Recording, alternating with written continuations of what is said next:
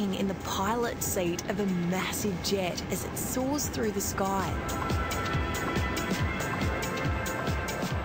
That'd be a pretty cool job. Now today we're meeting some pilots who've spent thousands of hours flying through the air, and now they're using this simulator to train other pilots on new model aircraft.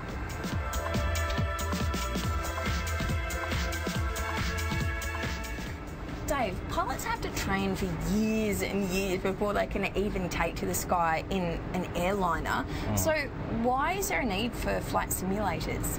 It's a twofold answer. We need to keep current, and we've changed to a new model sometimes throughout your career.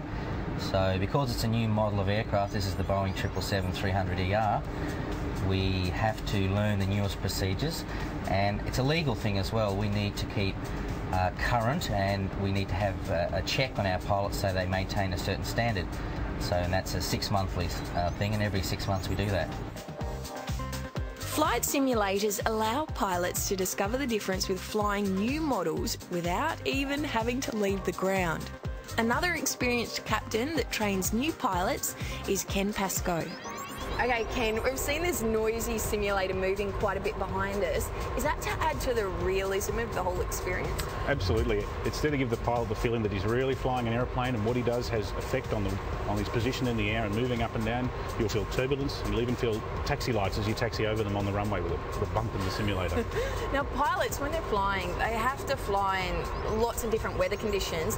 Does this replicate that as well? You get all of them. You'll get thunderstorms with lightning, you'll get sleet, snow, fog. We can do all of that in the sim and show you. And of course, turbulence. Absolutely. And apart from simulating weather conditions, the airports that they see on the screens in front of them, they're quite realistic too. They're really photorealistic. We'll get the Harbour Bridge, we can get race courses on the ground. You'll see Westgate Bridge down in Melbourne, and the airports themselves are very realistic, with terminals, aeroplanes taxiing past, little men waving at you with flags. It's all there. And is it just Australian airports? There's no real limit. We can do any airport in the world. That comes with a preset database. We obviously have Sydney, we obviously have LA and all the airports in those areas. Perth's in there, lots of airports.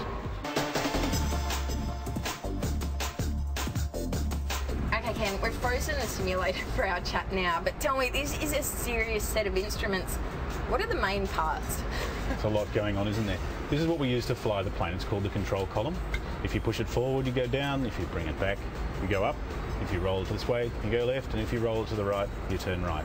The last thing left is the engines, and that's these here. You push the thrust levers forward, we go faster. You bring the thrust levers back, we slow down. It's as simple as that. Okay, well, you've given me a very brief introduction, but you think I can have a go at landing the plane? It's exactly what we're going to do. Wicked. And how do you do it? All right. In front of you is the pilot's flying display, and that's what it's all about, flying. So we've got a flight director in the middle, which is a little pink cross. And just like the director on a movie, you follow that all the way to the runway. Okay, sounds easy enough. Can I give it a go now? Let's do it. Let's go.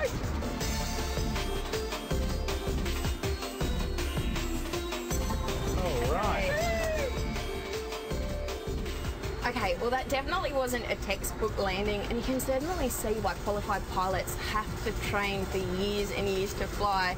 Somehow I don't think that anybody's going to want me taking to the skies again, are they, Ken? I think you did an excellent job for your first landing, and there's a set of wings. Oh, awesome. Does this mean that I can fly the real thing? No. It's still cool. Thanks.